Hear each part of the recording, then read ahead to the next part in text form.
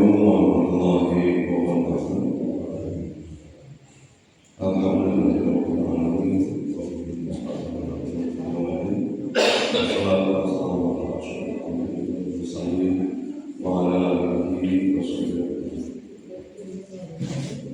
Segala puji dan syukur kepada Allah Subhanahu wa taala yang mana atas berkat kesayangan dan takdirnya sama-sama berkumpul di Masjid Jami'ul Al-Ikhlas Rumah Sultan Sufi dalam rangka kita yang banyak sholat berjamaah dan selanjutnya insya Allah kita akan melaksanakan mengunjungi dalam kegiatan kuliah subuh tiap Ahad pada sholat subuh dan semuanya tampak sehat walafiat. Selanjutnya salawat dan salam semoga tetap tercurahkan pada Nabi Muhammad pada keluarganya, para sahabatnya, amin, dan seluruh umat yang sampai akhir zaman. Insya Allah hadirin sekalian, sebagaimana biasa kuliah subuh ini dilaksanakan beberapa acara. Yang pertama adalah pembukaan, yang kedua adalah pemaparan materi kuliah subuh yang insya Allah akan disampaikan oleh Pak Profesor Sudirman, dan yang ketiga adalah sesi tanya jawab. Di sini Ibu dan Bapak silakan ajukan pertanyaan berkenaan materi yang disampaikan atau materi lain yang disampaikan oleh Profesor kita, baik pada Jumat sore di Asmaul Husna maupun malam Jumatnya ataupun hari Selasa ataupun materi-materi yang lain yang sebenarnya diperlukan oleh Bapak Ibu diajukan. Mudah-mudahan Allah Subhanahu wa taala memberi hidayah kepada semua mengumpulkan yang sebelum kita mulai selanjutnya tahapan setelah jauh itu adalah kesimpulan doa dan berdoa.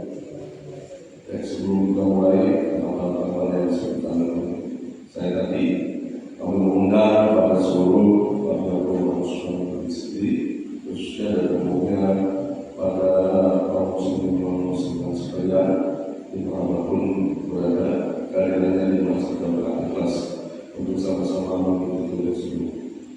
Baiklah, hadirin sekalian, Bapak-bapak, kita mulai saja acara ini dengan pembacaan basmalah bersama-sama. Bismillahirrahmanirrahim. Selanjutnya kita pada acara yang kedua, yaitu pemaparan materi yang akan disampaikan oleh Bapak Ustaz dan Sudirman. Pada beliau kami persilakan.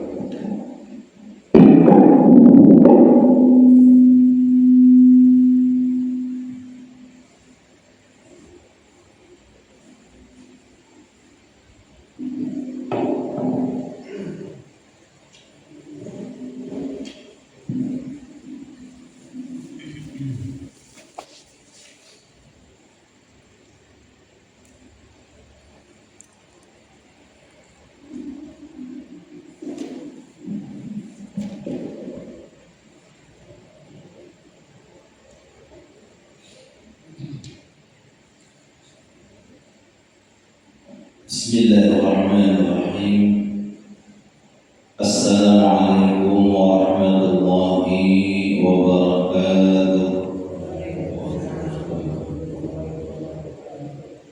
Innal hamdalillah nahmaduhu wa nasta'inuhu wa nastaghfiruhu wa na'udzu billahi min shururi anfusina wa min sayyiati a'malina. Man yahdihillahu fala mudilla lahu wa man yudlil fala hadiya lahu.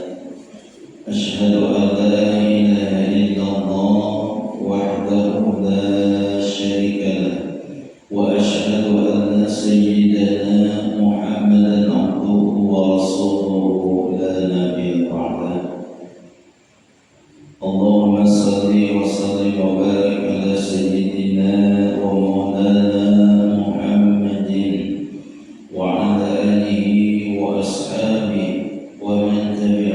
بإحسان إلى يوم الدين. وقد قال الله تعالى في كتابه الكريم وهو أصدق القائلين: أعوذ بالله من الشيطان الرجيم بسم الله الرحمن الرحيم. يا أيها الذين آمنوا اتقوا الله حق تقاته ولا تموتن إلا وأنتم مسلمون. وقال النبي صلى الله عليه وسلم: من يرد الله به خيرا يفقهه في الدين. صدق الله العظيم وصدق رسوله النبي الحبيب الكريم ونحن على ذلك من الشاهدين والشاكرين والحمد لله رب العالمين. Puji syukur alhamdulillah kita panjatkan kehadirat Allah Subhanahu wa taala berkat Allah Radhanya pada kesempatan yang berbahagia ini di Ahad subuh ini kita masih diberikan kesempatan untuk dapat hadir di majelis ilmu, dan yang pertama kita bersyukur kepada Allah masih diberikan kesempatan untuk bisa melihat terbitnya matahari di pagi hari ini, dan juga masih diberikan kekuatan iman dan Islam sehingga istiqomah kita menjalankan aktivitas ibadah ataupun muamalah.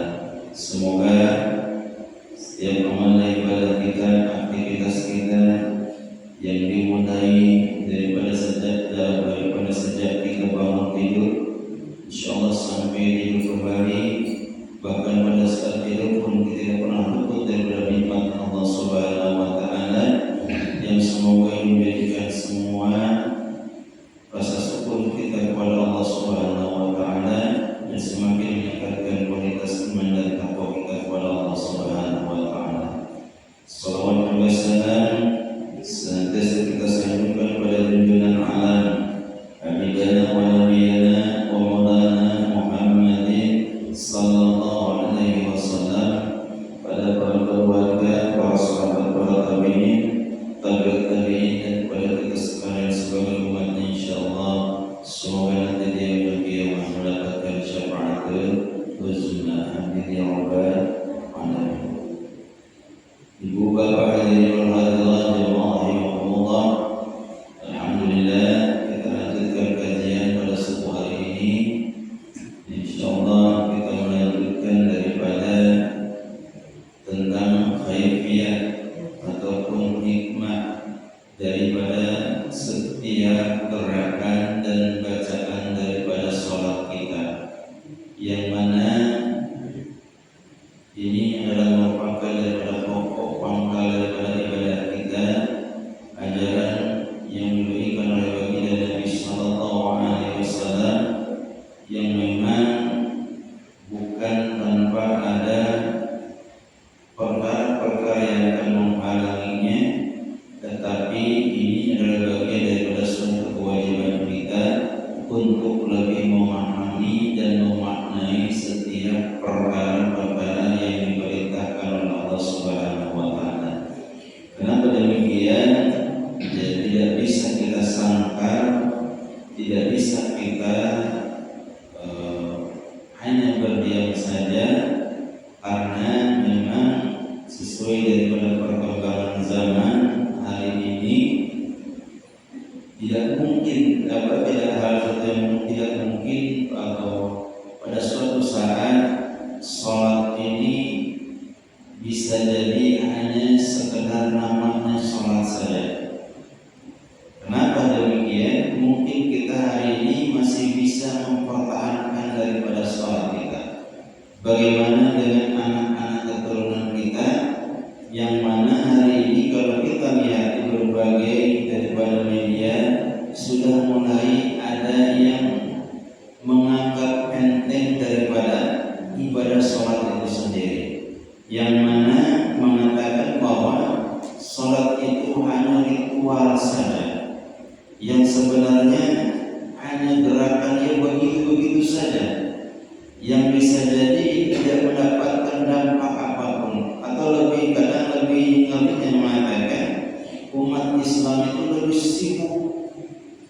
dengan urusan-urusan membahas ritual.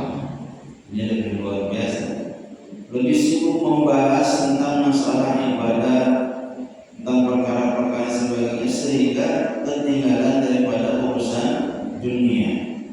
Nah, memang secara logika itu tidak terlalu salah. Tapi masalahnya ketika menganggap perkara seperti ini, apalagi sholat, ini suatu perkara yang mulai dientengkan, bahkan sehingga mengatakan tidak ada perintah sholat. Saya baca seluruh Al-Quran, ini sholat, dan luar biasa, saya sudah membaca semua isi Al-Quran, gak ada perintah wajib sholat 5 waktu. Kan luar biasa. Dia bacanya di mana gitu? Namanya sudah membaca bolak-balik, tapi ujung-ujung nggak ada perintah sholat. Yang 5 waktu nggak ada kewajiban sholat. Nah ini kan bagi kita yang ini paling ketawa sih, tapi anak kita yang masih belum memahami, bahayanya memang. Dan ini bukan orang biasa dan banyak pengikut. Yang lebih hebat ketika membahas tentang akidah, tentang hari kiamat. Kiamat itu tidak ada. Jadi menafsirkan sekarang mulai dengan akal dan logika. Bukan kehancuran dunia yang dimaksud gunung berterbangan, angin-angin berterbangan. Itu hanya sekedar kiasan saja. Tidak ada sebenarnya. Jadi kiamat itu artinya kita berdiri untuk memulai setiap aktivitas. Bukan kehancuran. Nah ini agak sulit memang, tetapi sudah banyak pengikutnya. Karena apa yang gampang itu menggabung, nggak ada lagi. Bahkan walaupun salah menerjemahkan, dalam bahasa Al-Qari'ah diartikan bukan hari kiamat. Karena disebut qari, pembaca Al-Quran. Qari'ah berarti perempuan yang membaca Al-Quran.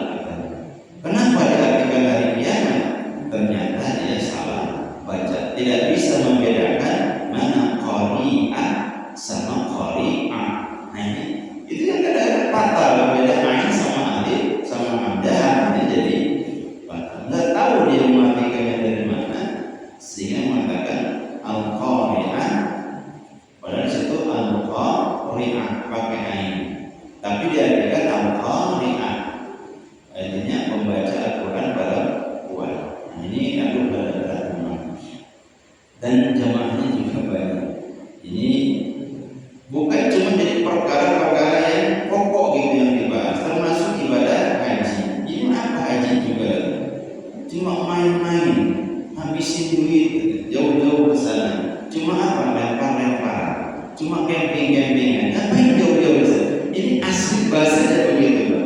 Jadi gimana ya kalau mulai berani dan jumlahnya banyak, dianggapnya ibadah haji camping-campingan. Di sini aja camping, apa yang harus kesana? Di sana cuma lempar-lempar, lempar jumroh, apa ngelemparin setan? Karena nggak setannya, itu bisa jadi mana? Dianggap satu perkara yang main dan diaminkan sama anak. Jadi dibuat ketawa. Jadi perkara-perkara yang pokok dibuat permainan dan dianggap, dan yang ngomong bukan orang biasa, dan orang yang memang secara logika memang bisa masuk akal, karena dia pakainya logika. Jadi udah mulai agak sulit. Ya mungkin kita memang yang udah yakin dengan rukun Islam tidak akan terpengaruh. Bagaimana dengan anak kita yang memang belum mendalami daripada penjelasan dalam Al-Quran ini? Bisa dan nanti suatu saat anak kita menghafal perkara-perkara seperti ini, yang kedepannya malah akal yang lebih dominan. Makanya yang paling dikhawatirkan oleh Nabi Muhammad kepada anaknya, ma ta'buduna min ba'di. Jadi para nabi selalu mengkhawatirkan bukan dirinya, yang dikhawatirkan nanti mata bulu min ba'di, apa yang akan kau sembah nanti wahai anakku seandainya aku sudah masih bisakah dia mempertahankan akidahnya? Kadang kalau kata Mahmud dan Najat, kita berpikirannya kepada keturunan itu maka ulu dan mimpi, apa yang akan kau makan wahai anakku kalau aku sudah tidak ada. Jadi yang kita pikirkan buat keturunan kita hanya perut. Nah ini agak sulit, padahal yang lebih utama bagaimana membaca ataupun mengajarkan tentang ketauhidan kepada anak keturunan kita. Baik, hadis yang berikutnya kemarin sudah menjelaskan sampai kepada bahasan daripada sholat Al-Fatihah.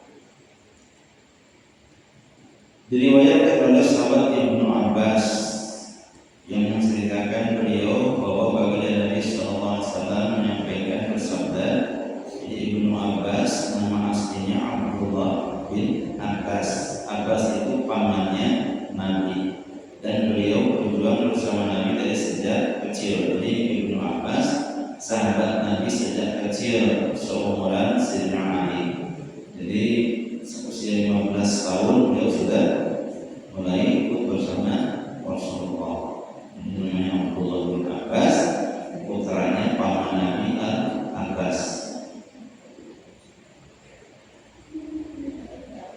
Beliau menyampaikan, ala wa inni nuhitu an aqra'al Qur'an raqi'an aw sajidan.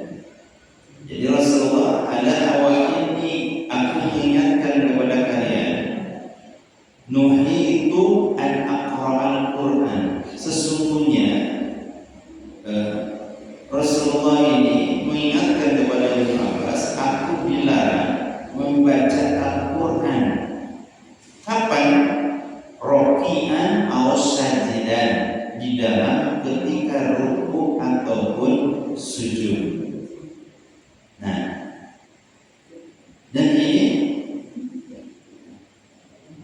nggak bisa dengan logika.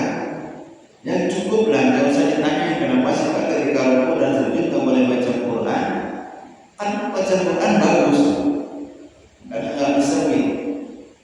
Jadi bukan berarti larangan ini perkara yang dilarang membaca Al-Quran, bukan. Tetapi ketika ruku dan sujud itu bukan itu yang dibaca, itu bahasanya. Artinya Rasulullah mengingatkan, tapi apa? Fa'amma ruku' fa'azimu fihi rabbah. Adapun ketika ruku, kata Rasulullah ini, maka agungkanlah, yaitu di dalamnya Rabb kalian. Jadi Rasulullah mengingatkan ketika ruku ataupun sujud itu caranya mengagungkan Allah. Wa amma sujudu fajtahidu fid du'a, dan adapun dalam sujud maka bersungguh-sungguhlah di dalam berdoa.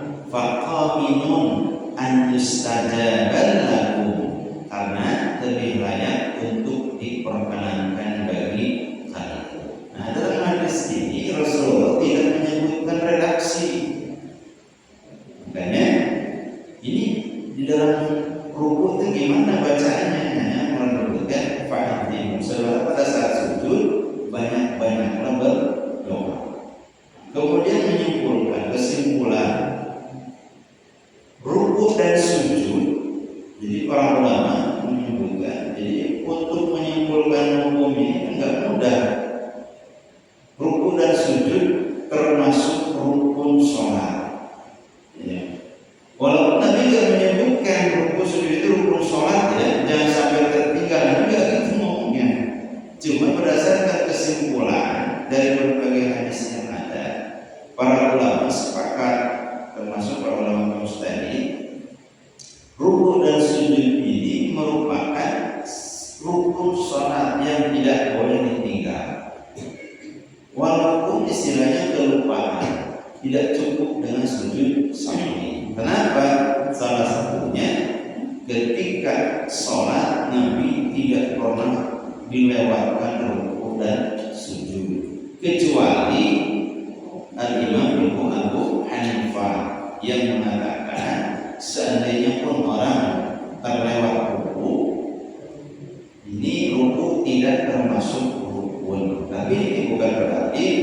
disalahkan.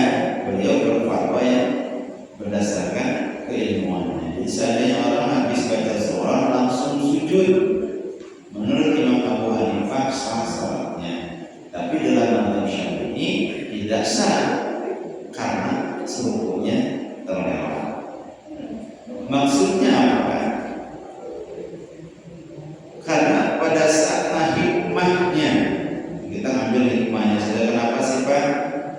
Soalnya sekarang kan tadi orang sudah mulai menganggap enteng sholat itu bukan hanya dari segi ininya saja, bahkan dan gerakan ngapain harus ruku dan sujud, bolak-balik gerakan begitu saja. Nah, hikmah daripada semua itu pada saat keduanya ketika kita ruku dan sujud, disitulah kita benar-benar sedang merendahkan diri kita di hadapan Allah. Ciri dari bahwa kita benar-benar seorang hamba. Makanya mohon maaf ketika orang sudah tidak mau ruku dan sujud, ini menandakan ini sombongnya luar biasa. Maka beda, orang yang sering ruku dan sujud akan lebih merasa dirinya rendah hati, lebih rendah di hadapan Allah. Maknanya berkongsi begitu Pak. Lihat iblis. Kenapa iblis disebutkan apa wastakbaru? Tidak disebut orang yang sombong, karena dia tidak mau menurut perintah Allah untuk sujud. Apakah iblis bodoh? Ini iblis pintar. Saking pintarnya, setiap pertanyaan dijawab, tapi dia tidak mau taat karena kelewat pintar.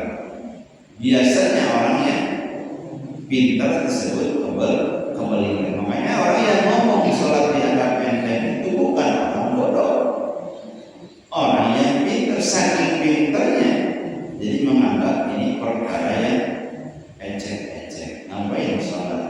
Karena fungsinya sebenarnya bukan itu tujuan, bukan cuma gerakan dan sebagainya, tapi tujuan utama katanya bukan hanya sekedar itu. Padahal perintah ruku dan sujud inilah yang dimaksud. Ini menandakan seorang yang rendah hati, orang yang rendah diri di hadapan Tuhan. Jadi untuk membantah, sehingga dulu yang ruku dan sujud ini kepada raja, kemudian Rasulullah mengganti, tidak boleh ruku dan sujud kepada manusia. Nabi ketika ada orang yang datang, itu sahabat ada yang datang kemudian menyungkur sujud, sehingga kalau zaman kerajaan itu, kenapa dia? Karena dia mengira, aku melihat orang-orang ketika datang kepada raja kemudian dia sujud kepadanya. Tapi Rasulullah mengatakan bangkit dan berdiri. Sesungguhnya seandainya pun itu dalam sujud kepada makhluk itu dilarang, sehingga Nabi walaupun kepada raja dalam artian ini tidak boleh sujud, kecuali sebagai sujud penghormatan, bukan sujud tapi hanya sekedar menundukkan daripada sebagai penghormatan. Dan ini adalah satu hikmah daripada kenapa ada ruku dan sujud. Yang kemudian Rasulullah ini melarang membaca Al-Quran dalam dua keadaan itu. Jadi kemudian menjadikan zikir khusus, yaitu fa'adzimhu, mengagungkan. Makanya subhanallah ya azim, maha suci Allah, istilahnya yang maha agung. Ini salah satu bacaan daripada ketika rukuk. Maka hukum daripada hadis ini yang dilarang ketika membaca Al-Quran dan sebagainya ketika rukuk dan sujud inilah sebagai memuliakan daripada Al-Quran, serius menghormati si pembacanya. Jadi yang dianjurkan pada saat itu adalah ketika kita berzikir ataupun membaca selain daripada Al-Quran.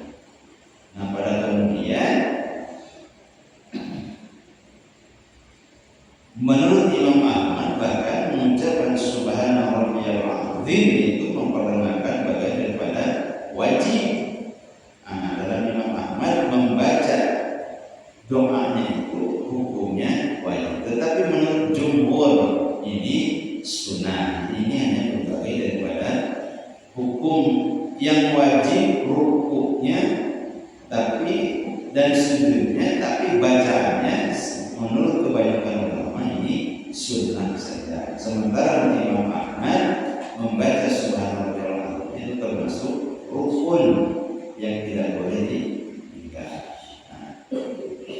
Ini diriwayatkan oleh Imam Ahmad. Kemudian dari Sayyidah Aisyah, beda lagi. Kalau tadi sahabat Ibnu Abbas, kalau dari hadisnya memang nggak beruntun. Artinya bacanya itu tidak dari satu orang saja. Sementara dari Sayyidah Aisyah bahwa Rasulullah SAW, karena Rasulullah SAW yaqulu fir ruku'i, ini bacaan yang diajarkan Nabi. Menurut Siti Aisyah, bahwasanya Nabi Sallallahu Alaihi Wasallam yaqulu fir ruku'i was sujud, ketika ruku dan sujud apa yang beliau baca? Subhanakallahumma Rabbana wa bihamdika Allahumma ighfirli. Ini satu bacaan yang pertama. Jadi ternyata kalau orang biasa kita masuk subhanallah azim, itu satu lagi bacaan. Ternyata Rasulullah tidak ada satu yang beliau baca. Ini diriwayatkan oleh Imam Bukhari dan Muslim dari Siti Aisyah. Jadi Siti Aisyah ini menyatakan kalau Nabi sedang ruku ataupun sujud, yang beliau baca ini subhanallahumma rabbana wa bihamdika Allahumma firli. Maksudnya apa? Maha suci Allah, wahai Rabb kami, dan dengan memujimu ya Allah ampunilah aku. Ketika udah sujud doanya begitu, kita memuliakan Allah. Karena tadi kenapa kok berbeda-beda? Ini salah satu berarti hukum membaca tasbih ketika rukuk sujud ini sunnah. Sehingga Rasulullah meriwayatkan dari Rasul itu banyak riwayat tentang bacaan tasbih ketika rukuk. Ini menjelaskan kepada kita maksudnya cara berdoa di dalam rukuk dan sujud. Yang pertama beliau sampaikan bacaannya begitu.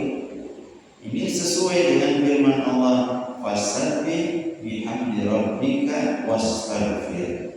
Maka sucikanlah Allah itu dengan memuji Rabbmu dan ampunilah, minta ampunlah kepadanya. Dan ini diamalkan di sholat. Tetapi gimana? Kan Nabi orang yang maksum. Kenapa selalu minta doa supaya tidak ampuni? Ini jangan besar. Makanya ada, mohon maaf kalau keterangannya, ada doa tapi nilainya dosa. Apa itu? Ketika mendoakan minta ampun kepada Nabi, ya Allah ampunilah Rasulullah, itu nggak boleh. Karena Rasulullah sudah diampuni dosa. Kalau kita minta ampun buat Nabi, seolah-olah Nabi punya dosa. Tapi kalau bersolawat, maka itu yang lebih utama. Allahumma fir li Rasulullah sallallahu alaihi wasallam, ampunilah Nabi Muhammad. Jangan tidak boleh minta ampun buat Rasul. Tapi kenapa Nabi di dalam doa yang menyebutkan Allahumma firli, ini menunjukkan sebagai adalah karena Nabi seorang yang contoh buat kita. Ini mencontohkan di dalam bacaan kita. Jadi orang yang dimaksud dan diampuni, beliau mengucapkan demikian hanya semata-mata untuk menunjukkan penghambaannya dan mengagungkan kedudukan daripada, dan yang paling pentingnya mengajarkan kepada umatnya. Nah, ini adalah salah satu rukun atau ketika rukun dan sujud, salah satu bacaan yang diajarkan oleh Rasulullah ketika rukuk dan sujud. Yang kemudian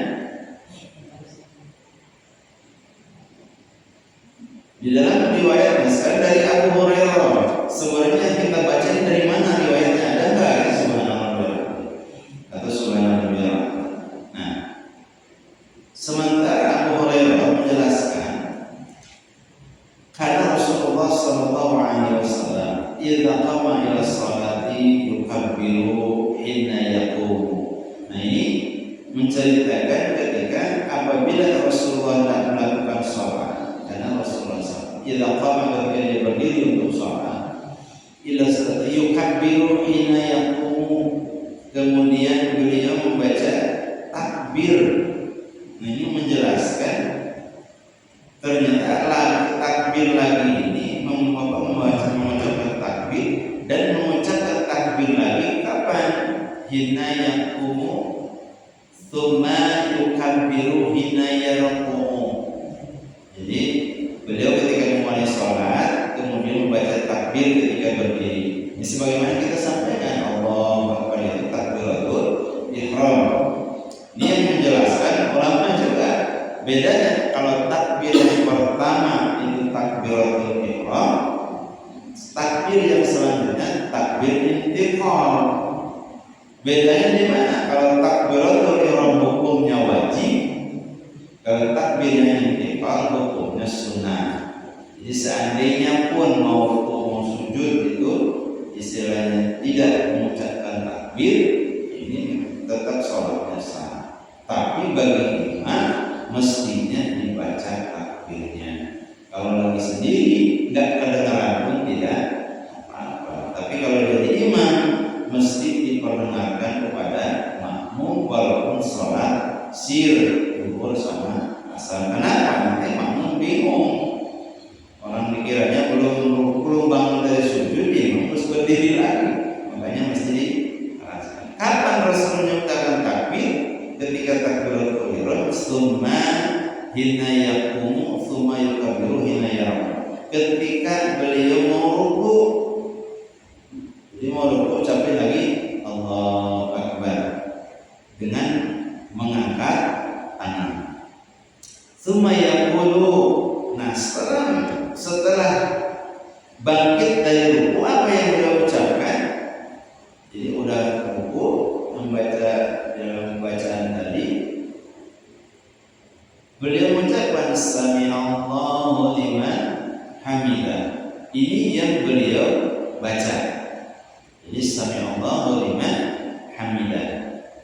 Sehingga ketika beliau hina yarfa'u sulbahu minar ruku, ketika mengangkat punggungnya dari ruku. Kenapa kita habis sholat? Karena dalam hadisnya begitu. Coba kalau kita memahami hadisnya sendiri bingung, sholatnya gimana? Tapi memang disebut. Jadi kesenak pun orang menghabis ruku bangkit dari rukunya begini. Nah ini yang orang sahabat melihatnya ketika perbuatan. Ketika dia bangkit mengangkat punggung dari ruku, yaitu namanya iktidal. Jadi istilahnya iktidal, istilah yang sudah disebut. Jadi bangkit dari ruku itu namanya iktidal. Nah, kemudian beliau mengucapkan sami'allahu liman hamidah. Sami'a, Allah mendengar, bukan sami'allah. Jadi bacaan jangan terbalik. Kalau ulama membaca ain jadi a, baca a jadi ain. Jadi tadinya repot ini. Sami'a pakai ain, sami'allah harus a, bukan sami'allah. Suka ada yang baca sami'allah seolah-olah Allah jadi bacanya, tapi sami'allah alif itu berarti Pak, karena alif lam itu hilang. Kalau karena alif lam di situ menjadi karena ada tasdid. Jadi lafaz Allah itu alif lamnya bisa jadi hilang kalau diawali dengan katanya Bismillah, bukan Bismi Allah. Ini saja. Kenapa sih nggak dibaca Bismi Allah Rahman? Nggak bisa. Mesti Bismillah, alif lamnya hilang. Tapi maknanya nggak hilang, tetap dibaca. Justru salah kalau dibaca Bismi Allah, Bismi Allah ya Rahman, tapi Bismillah. Itu namanya cara Sami Allah, Allah mendengar liman hamidah, yaitu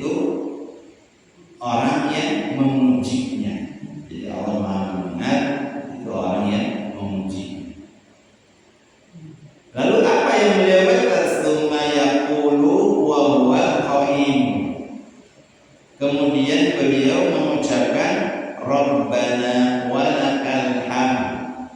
Cukup di situ kalau dalam riwayat ini. Diriwayatkan oleh Imam Bukhari dari sahabat Abu Hurairah. Jadi ketika beliau i'tidal itu Rabbana walakal hamd.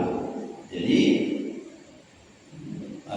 segala puji yang artinya adalah bagi Engkau itu ya Tuhan kami, Engkau adalah segala puji bagi Engkau. Jadi ketika kita yang disebutkan dalam riwayat ini Rabbana wa lakal hamd, boleh sampai situ boleh. Terus ada lagi terus yang walak min samawati, ada lagi ternyata misal dalilnya. Hadisnya berbeda daripada yang ini. Ini hanya menyebutkan bahwa ketika beliau bangkit tsumma yaqulu, ketika habis i'tidal yang beliau baca hanya Rabbana walakal hamd. Jadi tidak membacanya. Tsumma yukabbiru hina yahwi sajidan. Kemudian setelah membaca Rabbana walakal hamd, beliau bertakbir kembali dan sujud. Kemudian tsumma yukabbiru hina wa yarfa'u ra'sahu. Kemudian bertakbir kembali ketika mengangkat kepala dari sujud pertama. Nah, di dalam riwayat ini Abu Hurairah menyebutkan ketika sujud baca apa. Memang ini cerita riwayat ini hanya menyebutkan ketika mau sujud beliau bertakbir, ketika bangkit dari sujud juga kemudian beliau bertakbir. Semuanya kami berina sampai kemudian ketika sujud. Yang kemudian ketika sujud kedua pun demikian, dan kemudian takbir lagi untuk bangkit dari sujud yang kedua. Itu maksudnya dari rakaat yang kedua. Dan kemudian kata Abu Hurairah, begitulah rakaat setelahnya. Jadi Nabi melakukan tersebut di dalam semua sholatnya, dan beliau bertakbir ketika berdiri dari rakaat kedua sesudah duduk, yaitu tasyahud yang pertama. Ini artinya bahwa begitulah. Jadi para sahabat hanya menceritakan bahwa gerakan yang kita lakukan ini begitu, artinya setiap rakaat beliau melakukan demikian. Dan kecuali pada rakaat yang kedua beliau mengucapkan takbir kembali, kemudian mengangkat tangan. Ini salah satu daripada hikmahnya. Jadi ketika di sini sahabat Abu Hurairah hanya menjelaskan gerakan sholatnya, tapi bacanya belum ada beliau sebutkan. Jadi ketika i'tidal itulah yang kita baca Rabbana walakal hamd. Cukup di situ, boleh di situ. Nanti kalau ada hadis lagi yang ketika mengatakan bacaan daripada i'tidal. Dan juga sepakat di sini kesimpulan hukumnya, i'tidal merupakan rukun daripada sholat yang tidak boleh ditinggal. Jadi kesimpulan para ulama sampai beliau menyebutkan, orang enggak pernah ngitungnya dari mana? Setiap salat 4 rakaat berarti terdapat 22 takbir. Sedangkan jumlah salat yang 4 rakaat itu ada 3. Jadi jadi jumlahnya menjadi 66 takbir. 4 rakaat itu ada 22 takbir, sedangkan jumlah salat yang 4 rakaat itu ada 3. Itu istilahnya zuhur, asar, dan juga isya, jumlahnya 66 takbir. Dalam salat 3 rakaat terdapat 17 takbir. Kemudian dalam salat 2 rakaat terdapat 11 takbir, sehingga jumlah keseluruhan dari takbir dalam salat 5 waktu 94 takbir. Orang saya pernah ulama itu kalau sampai sedetailnya itu bangun takbir, kamu kepikiran berapa kali takbir dalam salat? Tahu jadi berapa huruf di dalam Al-Quran. Kalau baru hitung huruf macam sana. Para ulama sampai ada yang hitung. Lalu cenderung apa sih urusan nanti menghitung ayat apa? Mata pikir tuh macam huruf ada berapa? Ayat kalau juz ayat sudah jelas gampang hitungnya. Tapi kalau huruf ini agak berat. Karena di Al-Fatihah sendiri kalau Imam Nawawi sampai hitung jumlah tasbihnya, hurufnya harus benar, satu hurufnya nggak boleh ada yang kelewat. Saking telitinya ulama dulu. Zaman ayat boro-boro Fatihah, salat Nawawi gampang juga. Ngomong macam so, ayat orang menudina dia ngomong gampang-gampang salat, kita macam Fatihah dia belum tentu bisa. Banyak kan gitu ditanya. Mohon maaf, mungkin orang yang mengatakan sholat itu nggak wajib dalam Al-Quran kan disebutkan perintah sholat 5 waktu wajib. Kita baca sholat dalam hafal orang jago. Sebab kalau dia hafal bacaan sholat mau ngomong gitu, jangan gitu kabarnya. Insya Allah, ya mudah-mudahan kita dihindarkan dari perkara-perkara. Allah dan Bismillah. Ini baru dapat saya sampaikan. Walaupun ini hanya sedikit-sedikit kita memahami daripada isi daripada kandungan sholat. Karena yang dibahas hari ini bukan intinya saya tidak membahas tentang prakteknya sholat, tapi apa sih hikmah diperintahkan setiap gerakan itu ada apa?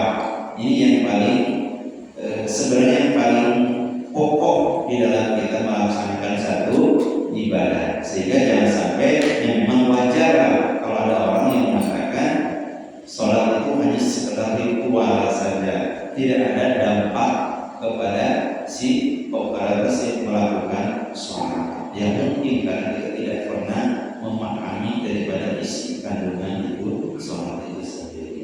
Barangkali ada waktu ada yang mau bertanyakan saya. Ya, alhamdulillah Ibu dan Bapak, kita sudah menerima materi dan ada hal yang luar biasa sekali. Kenapa Rasulullah SAW sudah disebut kami besar? Ya karena orang kehidupannya itu terdokumentasi bersama berbuaya. Satu gerakan saja ruku itu hadisnya mau gitu ya, apalagi yang lain. Satu gerakan saja. Luar biasa dan tidak ada satupun di dunia ini manusia yang catat sejarah selengkap Rasulullah Muhammad SAW. Tidak ada satupun ya. Dan ini bukti bahwa Allah Subhanahu Wa Taala menurunkan pada kita ya seorang nabi yang betul-betul suri-tauladan, contoh yang luar biasa lengkap dan baik untuk semua. Silakan Ibu dan Bapak jika ada yang ditanyakan berkenaan dengan materi yang tadi disampaikan ataupun materi lainnya, silakan ajukan saja. Ya, mumpung ini ya, silakan Bu. Ada ya, boleh silakan. Ini jauh saja. Ada yang lain?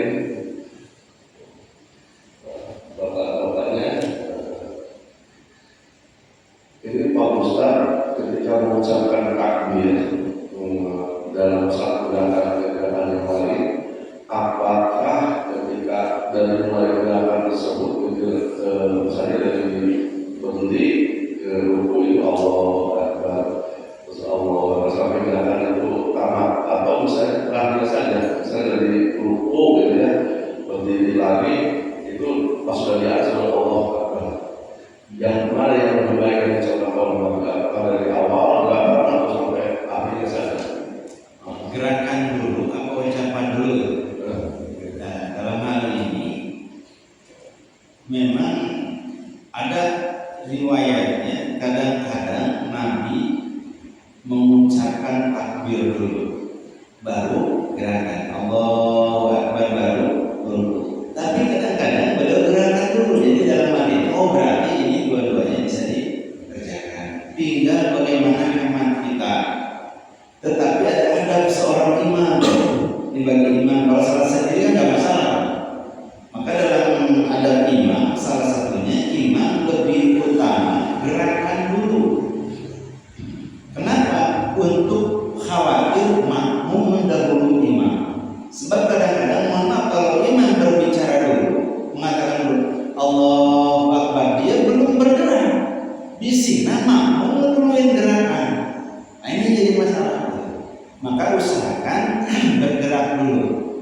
Jadi supaya makmum kan kalau belum mendengar bacaan takbir imam, dia nggak bakalan takbir. Itu salah satu hikmah.